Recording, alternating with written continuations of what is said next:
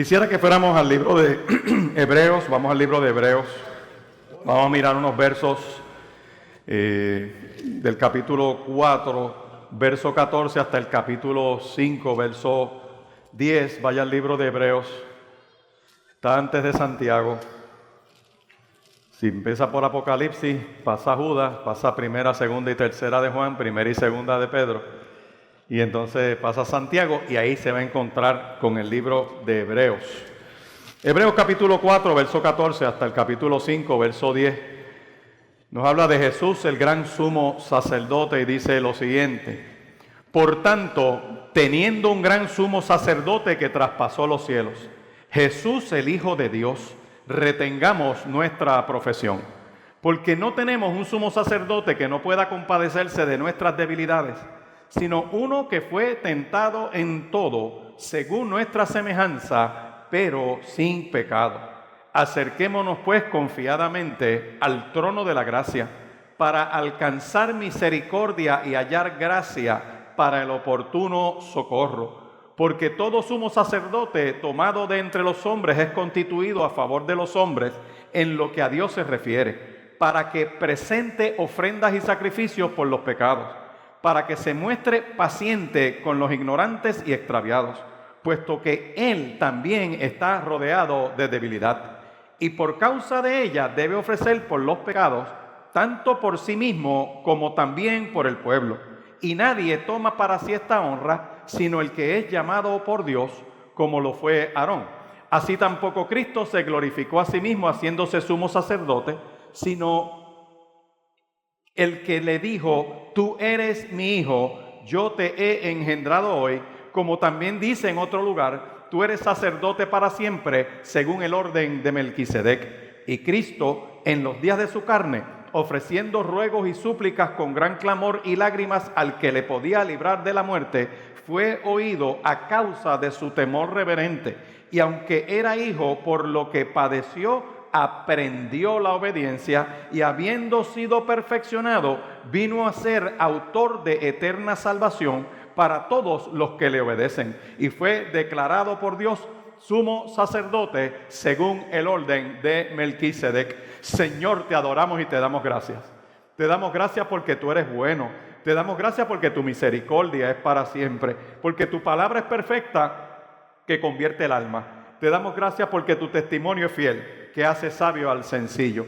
En esta hora nos presentamos delante de ti, Dios del cielo, suplicando que esta palabra cumpla el propósito para el cual tú la envías en esta mañana. Que en tu misericordia rompas cadenas en medio de tu pueblo. Que en tu misericordia pudras los yugos opresores. Yo te pido en esta hora que si alguien no te conoce, esta hora sea hora de salvación. Si alguien está cautivo, sea libertado por tu poder. Y como una añadidura en el Espíritu, yo te pido que si hay algún enfermo en este lugar, sea sano en el nombre de Jesús. Háblanos en esta mañana, Dios. Necesitamos escuchar tu palabra. En el nombre poderoso de Jesús. Amén y amén. ¿Se puede sentar?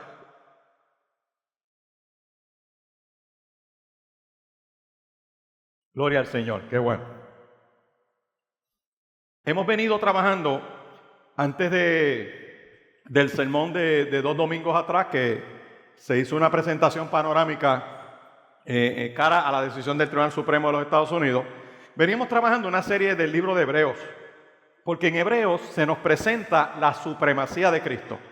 En Hebreos la palabra se encarga en informarle a la humanidad de que en ningún otro hay salvación, porque no hay nombre bajo el cielo dado a los hombres en que nosotros podamos ser salvos. Y empieza ese contraste poderoso de comparar a Jesucristo con lo que son los ángeles, comparar a Cristo con lo que es Moisés, Josué, todos estos grandes personajes del Antiguo Testamento, los rituales. Y ahora mismo se trabaja lo que es el sacerdocio. Y empiezo con la última parte de una reflexión que dimos hace unos domingos atrás, que es el capítulo 4 al final, porque dice por tanto, y en ese por tanto se encierra toda la superioridad de Cristo. Dice: tenemos un gran sumo sacerdote que traspasó los cielos. O sea, Cristo entró en los cielos, el unigénito del Padre, y lo distingue de todo otro sacerdocio o fundador de religiones, porque tú y yo sabemos que nosotros no podemos entrar al cielo como vamos. tú y yo sabemos que este cuerpo no puede heredar lo incorruptible de Dios. Por eso es que este cuerpo se deteriora. Por eso es que todos tenemos que pasar por la muerte. Que cuando uno acepta a Cristo como su único y eterno Salvador, la Biblia dice que uno pasa de muerte a vida. Mi alma, espíritu, Dios le da salvación. Pero yo tengo que pasar por la muerte. ¿Por qué razón? Porque este cuerpo corruptible, que se nos cae el pelo, se deteriora la vista, nos arrugamos, se deteriora, no puede heredar lo incorruptible. Y el sacrificio de Cristo en la cruz del Calvario le dio vida a nuestro espíritu, a nuestra alma y a nuestro cuerpo. Por lo tanto, el cuerpo espera una redención, una consumación, que será cuando el Señor regrese en gloria, que como cantábamos ahorita, las tumbas se abrirán, los muertos en Cristo resucitarán, serán levantados, serán transformados en un abrir y cerrar de ojos. Y si nosotros estamos vivos en ese momento, dice el texto, que en un abrir y cerrar de ojos seremos transformados con cuerpos glorificados para poder entrar en la presencia del Señor. Eso es parte de la fe cristiana. Ahora bien, cuando estamos hablando de esto, entonces dice, mira, Jesús es el primero que muere y resucita de entre los muertos, porque esa resurrección de Cristo de entre los muertos y entrar a los cielos y enseñarle las heridas al Padre, nos garantiza a nosotros no solo nuestra resurrección, sino que Dios aceptó el sacrificio de Cristo en la cruz del Calvario para darnos vida y vida eterna. Por eso es que todo aquel que cree en Cristo tiene vida eterna y tiene salvación. Lo digo de otra manera, tú y yo no nos podemos meter en un ritual que nos salvemos nosotros mismos. Tú y yo no tenemos manera de convencer a Dios de que nos dé salvación por nuestros propios méritos, porque es por la obra de nuestro Señor y Salvador Jesucristo en la cruz del Calvario. Pero Hebreos arranca diciendo algo más. Hebreos dice, mira, como Cristo inmortalizó el cuerpo humano, Cristo estuvo en un cuerpo humano, se compadece de nuestras debilidades. ¿Por qué razón? Porque Cristo enfrentó todas las debilidades, enfrentó todas las pruebas, aunque no pecó. Y yo quiero que vaya un momento a Mateo capítulo 4, Mateo capítulo 4, para mirar un momento ahí, porque hay un texto que dice que uno es tentado cuando es atraído de su propia concupiscencia. Y yo quiero aclarar que Jesús, aunque fue tentado en todo, como dice la palabra en Mateo capítulo 4, fue tentado en todo como ser humano, y la palabra lo subraya, no pecó. Amén. Esa es la gran diferencia. Pero cuando usted va a Mateo capítulo 4, que son las tentaciones de Cristo, en la primera de ellas vino el tentador y le dijo lo siguiente, mire cómo dice ahí. Entonces Jesús fue llevado por el Espíritu al desierto para ser tentado por el diablo. Después de haber ayunado 40 días y 40 noches tuvo hambre. Y después de esa época de oración y de ayuno, el que vino a darle el examen no fue Dios, fue el diablo. Yo quiero que usted sepa eso. Por eso es que cuando la iglesia se mete con Dios y la iglesia busca de Dios y estamos en las temporadas de oración, el enemigo está como acechándote, esperando para darte un cantazo. Amén. Y aquí en este texto está la manera de tú poder combatir todas estas batallas. Dice, verso 3, vino a él el tentador y le dijo, si eres el Hijo de Dios, di que estas piedras se conviertan en pan. Una de las que simboliza esta tentación es las luchas con la carne. Cristo venció las luchas con la carne porque le dijo, y mire cómo lo combate, le respondió, escrito está, no solo de pan vivir el hombre, sino de toda palabra que sale de la boca de Dios. Mire cómo dice el próximo verso, entonces ¿quién? ¿Entonces quién? El diablo le llevó ¿a dónde? ¿Y le puso dónde? Hay que tener cuidado porque no todo el que te mueve es Dios. Estamos hablando de Cristo, ¿quién lo movió? ¿Y a dónde lo puso? No todo el que te eleva o te asciende o te levanta es Dios. Y le dice, mire cómo le dice, si eres el Hijo de Dios, échate abajo porque escrito está, a sus ángeles mandará acerca de ti y en sus manos te sostendrán para que no tropieces con tu pie ¿qué? En piedra. Y Jesús ¿qué le dijo? ¿Cómo lo combatió? Le dijo, escrito está también, no tentarás al Señor tu Dios. Esa es la lucha contra la vanagloria. Si eres el Hijo de Dios, da un espectáculo. Amén. Y la tercera tentación que nosotros vemos ahí, dice el verso 8, otra vez le llevó ¿quién? ¿A dónde? ¿A dónde? ¿Y le qué? Y le mostró todos los reinos del mundo y la gloria de ellos y le dijo, todo esto te daré, ¿sí qué? Oye, aquí hay algo que me puso a pensar, como dirían los jóvenes, me voló la cabeza. Lea ahí, el verso 8 dice, le llevó el diablo a un monte muy alto y le ¿qué? No toda visión es de Dios. Hay visiones que te las da el diablo. Y la manera de combatirlas, ¿cuál es? La palabra de Dios. Por eso la lucha que nosotros llevamos para que la iglesia se meta en la palabra. Siempre que ustedes vean un pastor, un ministro, un biblista, prendan la televisión y le estén hablando de que yo tengo una nueva revelación de Dios, eso es vanagloria.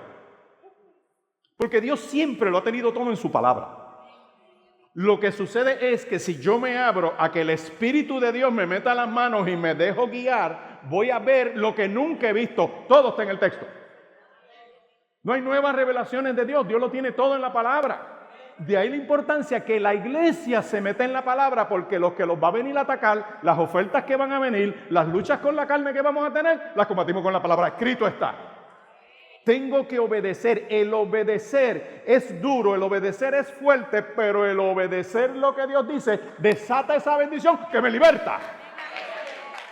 La obediencia desata bendición de Dios sobre nosotros. Dile al que está al lado tuyo, debemos ser obedientes a Dios. Dile, aunque duela, dile, aunque duela. Dile, aunque no nos guste, díselo, aunque no nos guste, la obediencia desata bendición. Iglesia, por eso es que debemos meternos en la palabra. Porque eso alimenta el discernimiento del Espíritu Santo de Dios. Entonces, dice el texto, Jesús fue tentado en todo esto. Por eso es que entonces vuelvo a Hebreos capítulo 4, verso 14. Dice, comprende mis debilidades porque Él enfrentó todas las pruebas, aunque no pecó. ¿Y qué me sigue diciendo el texto? Así que, con toda confianza, podemos acercarnos al trono de la gracia de nuestro Dios. ¿Para qué? Porque allí vamos a recibir, mire qué cosa interesante, yo recibo la misericordia de Dios, que nosotros dijimos la otra vez que era la misericordia, que Dios no me da lo que yo merezco, pero dice otra cosa, aquí cambia el verbo, dice, no solamente yo recibo esa misericordia de Dios, sino que encuentro. En el único lugar donde yo encuentro gracia de Dios es en la presencia de Dios. ¿Y qué es esa gracia de Dios? Que Dios me da lo que no merezco. Por lo tanto, iglesia, lo otro que hemos tratado de hacer aquí durante toda esta temporada es que la iglesia desarrolle el deseo, el gusto por congregarse en la experiencia de oración. Que no todos puedan venir, amén, gloria a Dios, hay muchas complicaciones. Oye, ¿algún martes puede haber que tú puedas apagar el televisor? ¿Algún martes puede ser que salgas del juqueo de internet? En algún martes, cuando el cuerpo que es la iglesia se mete a orar con Dios, dice ahí que vamos a encontrar ¿qué? Gracia de Dios. Díselo al que está al lado tuyo, dile, hay gracia de Dios disponible para nosotros, díselo. Fíjate cómo dice el texto, te dice, mira, nos podemos acercar confiadamente, y me gusta una versión que dice, encontraremos la gracia. ¿Y qué hace esa gracia? Me ayudará cuando más lo necesite. O sea, esa gracia de Dios me va a ayudar cuando más lo necesite. Pregúntate, ¿qué es lo más que necesitas ahora mismo? ¿Sabrá Dios si tienes una oferta diabólica de frente? ¿Sabrá Dios si te quieren hacer meterte en un negocio que no es de Dios? Quizás aparece ahora alguna oferta rara, alguna amistad que sale del abismo. Y tú estás aturdida. Y la abuela mía tenía una frase que decía, oye, este está más perdido que un güey visco dentro de una lata de galletas. ¿Tú has visto eso? Pero que el güey está visco está dentro de una lata de galletas. O sea, tú estás aturdido por lo que te está pasando. De momento, todo tu proceder normal empieza a cambiar. De momento no vas a tener tiempo para tu familia. De momento empiezas a descuidarte en las cosas de Dios. Y la palabra me dice, mira, estás en una temporada difícil, te sientes débil, vamos a acercarnos porque allí vamos a encontrar que eso que Dios me va a dar me ayuda en este momento. ¿Cuántos necesitamos esa gracia de Dios? Entonces, empieza el capítulo 5 dando un contraste poderoso, porque en el capítulo 5 empiezan a armarse las diferencias entre lo que es Cristo y lo que es toda posible experiencia religiosa y espiritual que pueda tener un ser humano en una época donde se habla de la espiritualidad. Y uno va a un sitio y tú ves las velas y tú ves los aromas y tú ves los talleres. Y yo recuerdo en una ocasión que agarran a los jueces en Puerto Rico, en la Academia Judicial, ahora puedo hablar libremente, para darles un taller para manejar el estrés. Y en el taller del manejo de estrés los acostaron en el piso. Y apagaron unas luces, dejaron unas luces atrás prendidas y pusieron una música bien rara. Y yo veo a aquellos tipos allí acostados en el piso y yo digo, ¿y para qué es esto? Y dice la señora, no, esto es para que la energía fluya. Esto es para que la energía, a gente que está tomando decisiones en este país para que la energía fluya. Y yo allí, bueno, mire, yo no me voy a acostar en el piso, pero yo voy a fluir en lo que Dios me dio. Y empecé aquí yo a tararear.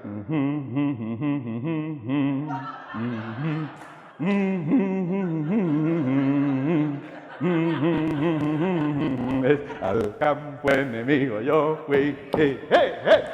Y tomé. Me gusta la parte de esa. Yo digo así, y tomé lo que me quitó. Empiezo en ese tarareo y se le descuadró todo aquello allí. No fundía la energía. Me puse de acuerdo con una jueza que es aleluya y dije, aquí vamos a reprender malicia, tú te vas a aquella esquina, yo voy a esta acá. Y empezamos a orar y empezamos a clamar al Dios de los cielos. Amén. Esta palabra me dice a mí que yo encuentro gracia de Dios en el momento que lo necesito. Yo no sé qué debilidad, qué batalla tú puedas estar pasando en esta mañana, pero gózate, dile, Señor, gracias por tu gracia. Gracias porque aunque no lo merezco, tú me lo repartes en esta hora. Iglesia, te lo digo de otra manera, es posible vencer lo que te está atacando por la gracia de Dios. Ahora empieza el capítulo 5 a decir, mira, porque todo sumo sacerdote es tomado entre los hombres, constituido, en otras palabras, elegido por Dios, y dice algo más, ese sacerdote, dice estos primeros versos de Hebreos 5, mírelo ahí como dice, todo sumo sacerdote es tomado de entre los hombres, es constituido a favor de los hombres, en lo que a Dios se refiere. ¿Y qué hace? Para que presente ofrendas y sacrificios por los pecados. Verso 2. Para que se muestre paciente con los ignorantes y los extraviados. Ignorante es el que está despistado según la palabra, pero el extraviado es el que lo hace a propósito. Y dice, para los dos hay cobertura de Dios. Para el que está distraído, que no lo hace de mala fe, pero mete las patas, por negligencia. Porque uno puede meter las patas por negligencia. El negligente es el que descuida sus deberes. El que no cumple el deber que tiene que cumplir. Ese es negligente. No tiene la mala fe, pero quizás la vagancia lo tiene en problema. Quizás el no seguir su rol lo tiene en problema. El no hacer lo que es su deber lo coloca en problemas. De hecho, la ley de ética se creó y se le mete bien duro a eso. Dice, el funcionario que no cumple su deber lo podemos acusar para que aprenda a hacer las cosas bien. Nadie dijo amén, pero eso es lo que hay. Y está el que lo hace adrede, que es el que maquina, que conoce lo correcto, y aún así se la juega fría y dice, no, yo voy a retar a Dios. Y el texto dice, bueno, eso no está bien, pero la buena noticia de Dios es que tiene dos cosas, misericordia y gracia. Ahora la pregunta es, ¿hasta cuándo uno va a estar girando contra eso? Amén. Sujeto a debilidades de humano, nuestro Señor, pero sin pecado. Y aquí empieza el contraste con Aarón, porque Aarón metió las patas. Vaya un momentito a Éxodo capítulo 32. En Éxodo capítulo 32, en el verso 21, dice, es cuando Moisés se va a hablar con Dios, se queda pegado en la presencia de Dios allá hablando en el monte, y el pueblo que adoraba a Dios, el pueblo que vio poder de Dios, el pueblo que veía cómo Dios los sacó de las garras de un faraón diabólico, que cruzaron el mar y unos milagros poderosos, ese mismo pueblo que viendo todo eso, suprime esa evidencia, o sea, adrede, ignora lo que Dios está haciendo, que lo saca con mano poderosa y le dice, mira, es que yo quiero volver a la manera en que me criaron. Y van donde el pastor, que era Aarón, y dicen al pastor, mira, haznos dioses, le dice ahí. verso 2 le dice: levántate y haznos dioses que vayan delante de nosotros, porque a este Moisés, el varón que nos sacó de la tierra de Egipto, no sabemos lo que le ha acontecido. Y el pastor cede a la presión de la gente. El pastor cedió a lo que el pueblo quería. Y dice: pues denme acá los zarcillos de oro que tenían en las orejas, y se los trajeron a Aarón. Y él tomó de la mano de ellos y le dio forma con buril. Y aquí yo aprovecho para decirle a la iglesia: siempre que fluye la palabra para sacarle el dinero a la gente, hay problema. Siempre que el montaje religioso va dirigido a sacarle el dinero a la gente, algún problema va a pasar, alguna tragedia hay. Y Puerto Rico ha vivido eso por mucho tiempo. Que lo que hay es un guiso en el púlpito. Y ahora el país, la nación, está en crisis. ¿Por qué? Porque mira lo que dice Éxodo 32. Éxodo 32 dice, verso 19, que Moisés llega al campamento, vio el becerro, las danzas, ardió la ira de Moisés, arrojó las tablas de sus manos, las quebró del pie del monte, tomó el becerro que habían hecho, lo quemó en el fuego, lo molió hasta reducirlo a polvo, lo esparció sobre el agua, se lo dio a beber a los hijos de Israel. Y dice el verso 21, y dijo Moisés a Aarón, fue y regañó al pastor: ¿qué te ha hecho este pueblo que has traído tan gran pecado? Aarón tenía pecado, pero la gloria de Dios lo cubría. ¿Qué yo quiero traer con esto? Que el contraste entre Cristo, que no pecó, y Aarón, que sí había pecado. Pero hay algo poderoso que me da Hebreo. Hebreo me dice: mire, iglesia, no se vayan a creer que Jesús se encarna en un cuerpo humano y está todo ese poder operando ahí, porque hay cosas en su humanidad que él tuvo que cumplir. Y cito a Oscar Cullmann para el que quiera investigar. Me gusta el ya sí, pero todavía no. 100% hombre, 100% Dios. Y tenía que ser en un cuerpo humano, porque la obra de Cristo en nuestro lugar y a nuestro favor requería inmortalizar ese cuerpo humano. Y solo un humano que fuera perfecto lo podía hacer. Uno que cumplió todas las demandas de la ley de Dios, porque el hombre siguiendo la ley no se salva, y lo vamos a ver ahora en Hebreos capítulo 7. Yo puedo caminar, yo se lo he dicho, de rodillas desde aquí hasta las 8:42. Y voy a terminar con las rodillas peladas. Pero eso no me salva. Lo dice el libro de Primera de Corintios 13, dice: mira, tú puedes hacer esto, te puedes pegar hasta fuego tú mismo, y si no tienes amor, nada eres. Amén. Y qué interesante que ese capítulo 13 de Corintios está metido en medio de los dones. Viene fluyendo los dones, de momento dice: pero si no tienes amor, va a ningún lado que va. Y viene el capítulo 14, porque lo central es el amor, y Dios es ¿qué? Y Dios es amor. Amén. Ahora, fíjense cómo sigue diciendo aquí. Dice: mira, nosotros ya sabemos entonces que hay algo más en esta experiencia, porque cuando yo voy a Hebreos me dice que no solamente Dios lo escogió, no solamente Dios llamó a Cristo a ser sacerdote, a Aarón le pasó lo mismo, Dios lo llamó a ser sacerdote, venía de la familia de Leví. Dice, verso 4, y nadie toma para sí esta honra, sino el que es llamado por Dios, como lo fue Aarón. Aarón fue llamado, a pesar de que tenía pecado. Dice, así tampoco Cristo se glorificó a sí mismo, haciéndose sumo sacerdote, sino el que le dijo: tú eres mi hijo amado, yo te he engendrado hoy. Como también dice en otro lugar: tú eres sacerdote para siempre, según el orden de ¿quién? De Melquisedec. Y aquí tenemos que decir que Cristo es un sacerdote diferente, porque no llega a serlo por ser miembro de la tribu de Leví, sino que por el poder de una vida que no puede ser destruida. Vaya a Hebreos capítulo 7, pase par de páginas. Hebreos capítulo 7, desde el verso 11. Nos empieza a aclarar todo esto. Si pues la perfección fuera por el sacerdocio levítico, porque bajo él recibió el pueblo la ley, ¿qué necesidad habría aún de que se levantase otro sacerdote según el orden de Melquisedec y no fuese llamado según el orden de Aarón?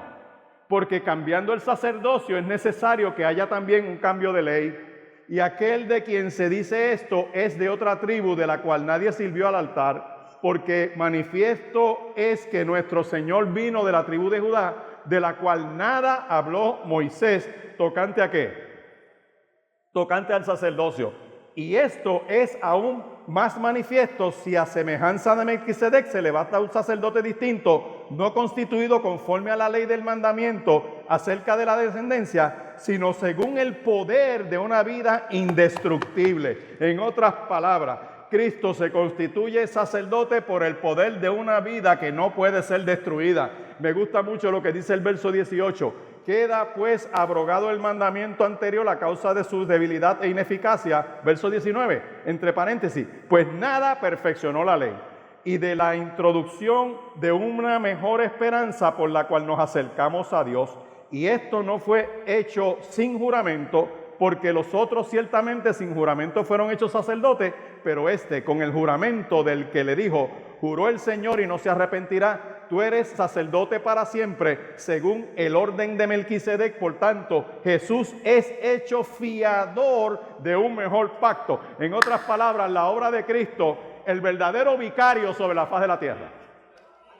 El que es vicario es el que representa a. Y vemos nosotros en estos días, por ejemplo, que el Papa está visitando Sudamérica, hablan del vicario de Cristo, representa a Cristo sobre la faz de la tierra. Pero cuando yo me meto a las Escrituras y me meto al libro de Hebreos, me doy cuenta que Cristo es vicario, representándonos a nosotros en la cruz del Calvario, pagando el pecado de toda la humanidad, para que todo aquel que en él cree no se pierda, mas tenga vida. Ese nos representó a nosotros en la cruz, delante de la presencia de Dios. Entonces, la superioridad de Cristo es totalmente evidente. Yo no necesito un pastor en el medio que me conecte a Dios. Puedo ser una figura paternal para cualquier miembro de esta casa, pero yo no te doy salvación. Ni en el cielo, ni en la tierra, ni debajo de la tierra hay otro nombre como el de quién. Y si tú no le conoces, yo te empiezo a invitar en esta mañana que le digas, Señor, yo necesito que tú me perdones. Yo necesito que tú tengas misericordia de mí. Y el texto dice que Jesús se puede compadecer de nosotros porque conoce todo el dolor humano. Pero hay algo más que yo quiero trabajar en esta experiencia, que está aquí mismo en Hebreos capítulo 5. Dice, mire qué cosa interesante. Voy a correr al verso 8 para que me dé tiempo esta palabra. Dice, y aunque era hijo, por lo que padeció, aprendió obediencia. Así que cuando yo me voy acercando a esto, ya me vienen hablando de la obediencia. Y espérate, Cristo tuvo que aprender la obediencia. Aprendió por medio de la experiencia lo que es ser obediente. Y si Cristo es mi modelo, yo tengo que seguir el modelo de Cristo. Y dice esta palabra que Jesús aprendió obediencia. Así que si Él la aprendió y es mi modelo, yo tengo que aprender a obedecer también. Oye, qué difícil es obedecer. ¿A cuántos de nosotros sabemos que tenemos que hacer algo, no lo hacemos y otra persona nos dice, mira, tienes que hacer esto? ¿A cuántos la primera reacción es que no?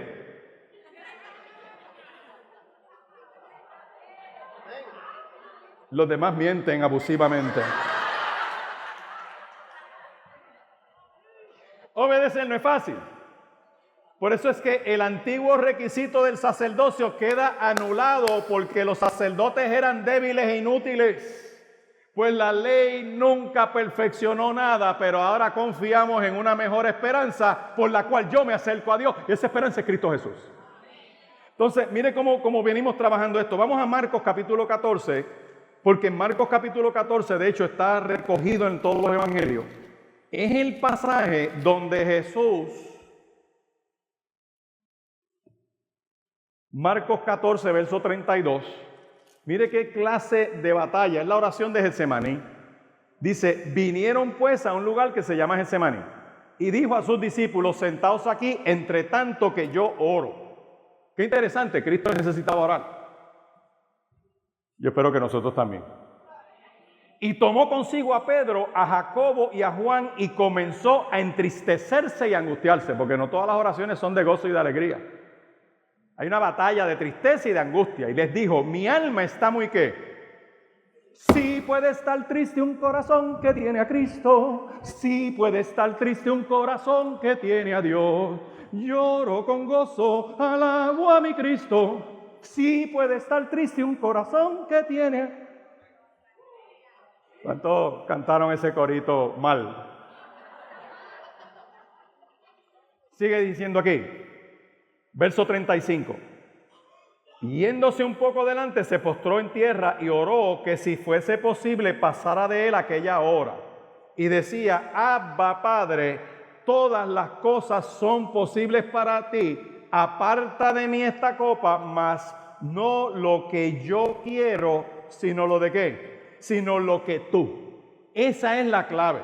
Ahí está la esencia de la batalla de Jesús en oración, diciéndole, Dios, tú sabes lo que yo anhelo. Yo no quiero pasar por esta experiencia. Él sabía que tenía que morir, así que no era cuestión de que muriera o no muriera. Pero él quería estar seguro que fuera el momento. Él quería estar seguro que era el momento de Dios, ni un momento antes, ni un momento después. Esa batalla se da en oración. Aprendió obediencia. ¿Y cómo se aprende esa obediencia? En oración. En relación con Dios. ¿Usted cree que entonces nosotros tenemos otra opción distinta para obedecer? Amén. Hemos proclamado en esta casa estos martes del mes de julio, que mucha gente a veces se queda ahí descansando en su casa, tremendo, saque alguno de esos martes.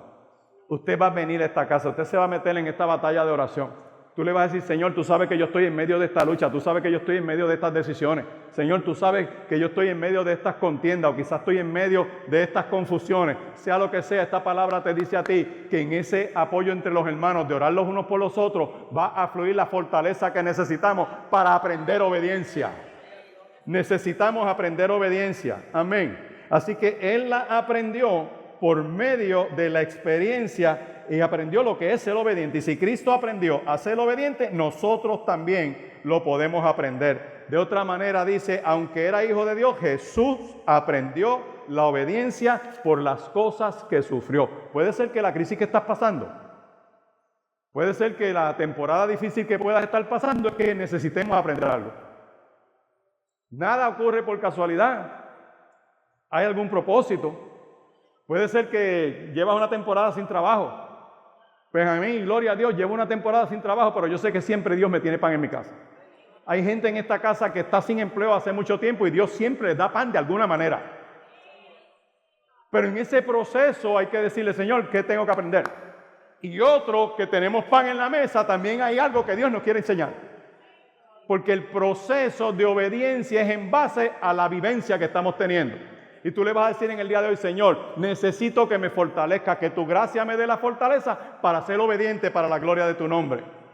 Ahora mira qué cosa interesante, de ese modo Dios lo hizo ¿qué? Apto para ser sumo sacerdote perfecto. Y Jesús llega a ser fuente de eterna salvación para todos los que le obedecen. Vaya a Filipenses capítulo 2, verso 8, porque Filipenses capítulo 2, verso 8 nos da un secreto. Nos dice, mira, que Jesús estando en condición de hombre, se humilló a sí mismo, haciéndose obediente hasta la muerte. ¿Y muerte de qué? Cristo se humilló a sí mismo en obediencia a Dios y murió en una cruz como morían los criminales. El que no tenía pecado, dice otro texto, se hizo pecado por nosotros. Por eso es que me gusta ese coro que dice, sé fiel hasta la muerte. Sé fiel hasta la muerte y yo te daré la corona de la vida. Sé fiel, sé fiel. Segunda de Corintios capítulo 5 y verso 21 dice, Dios hizo que Cristo, quien nunca pecó, fuera la ofrenda por nuestro pecado, para que nosotros pudiéramos entrar en una relación correcta con Dios por medio de Cristo. ¡Wow!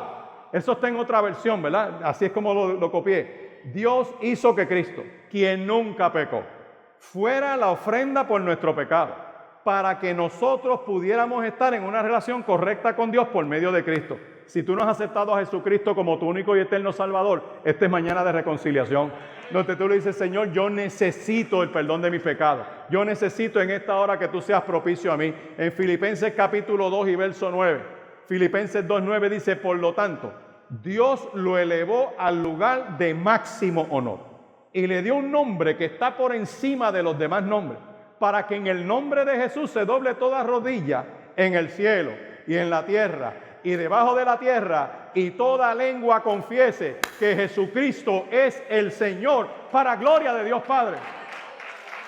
Si eso es cierto, ¿qué hacemos orando, invocando otro camino que no es Cristo?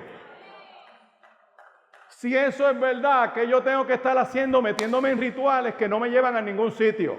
Porque ese texto dice que ni en el cielo, ni en la tierra, ni debajo de la tierra hay otro nombre como el de Jesús, porque Dios lo exaltó hasta lo sumo. Ni en el cielo, ni en la tierra, ni debajo de la tierra hay otro nombre como el de Jesús. Lo dejo ahí. Cierro con esto. Vaya otra vez Hebreos. ¿Ven la riqueza del libro de Hebreos? Al aceptar a Cristo como tu único y eterno Salvador, es el camino. No hay otro. Eso que decían nuestros abuelos y algunos de nuestros padres, que cualquier camino es bueno, que te conecte con Dios, no es bíblico. Es buena intención del que no conoce, del que cree que cualquier religión es buena. La religión no salva, la relación con Dios por medio de Jesucristo sí. Por eso yo digo a la iglesia, yo no quiero ponerte una camisa que tú pienses como yo, pero yo tengo que asegurarme como pastor de esta casa que tú aceptes a Cristo como tu único y eterno Salvador.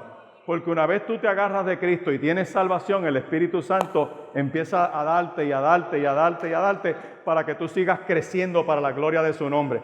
El texto aterriza en Hebreos capítulo 5 diciendo, mira, y aunque era hijo, por lo que padeció, aprendió la obediencia, habiendo sido perfeccionado, vino a ser autor de eterna salvación para todos los que le obedecen, y fue declarado por Dios sumo sacerdote según el orden de ¿quién? De Melquisedec. Y Melquisedec es un personaje que aparece en la Biblia, que es antes del pueblo de Israel. De hecho, cuando Abraham viene de una de las batallas, dice la palabra, que cuando regresa con el botín, se encuentra de frente con Melquisedec, que era rey de Salem y era sumo sacerdote.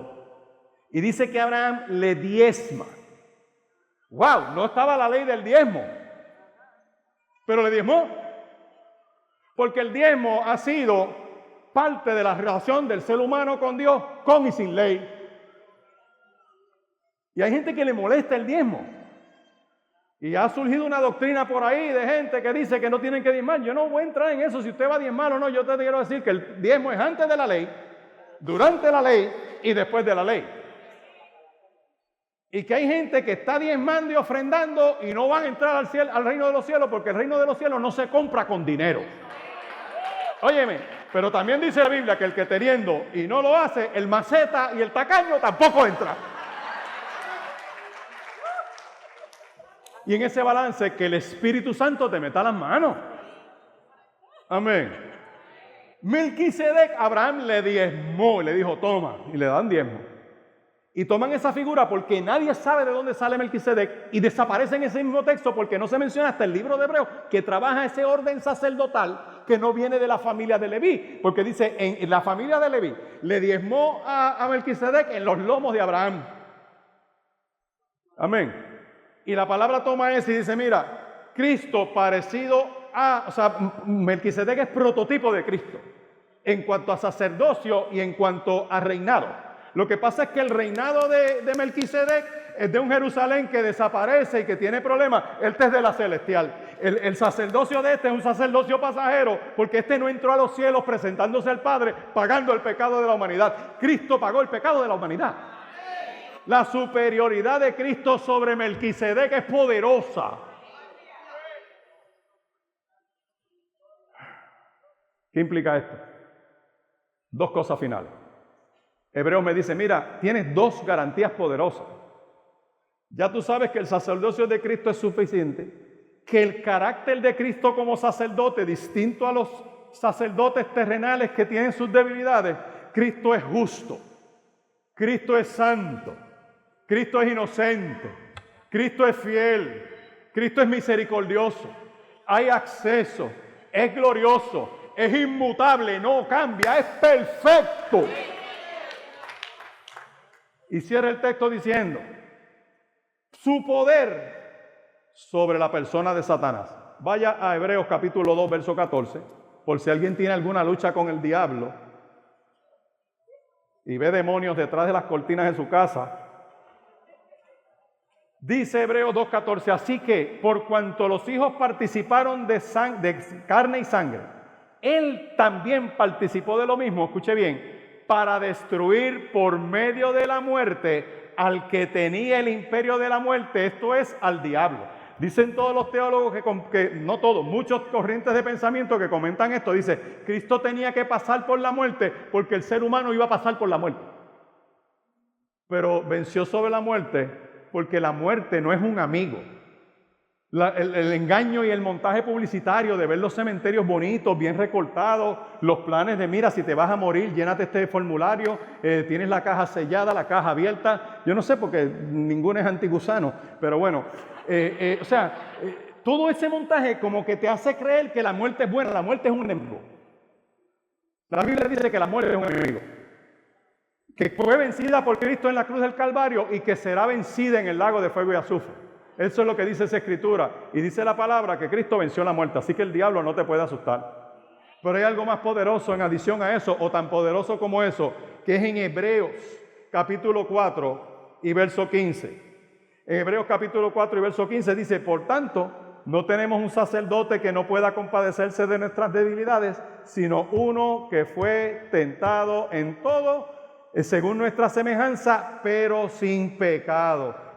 Él vino a vencer no solamente la persona y obra de Satanás que lo destruyó por medio de la muerte, sino que también su obra diabólica, porque tenemos gracia y misericordia en su presencia. Se compadece de nuestras debilidades.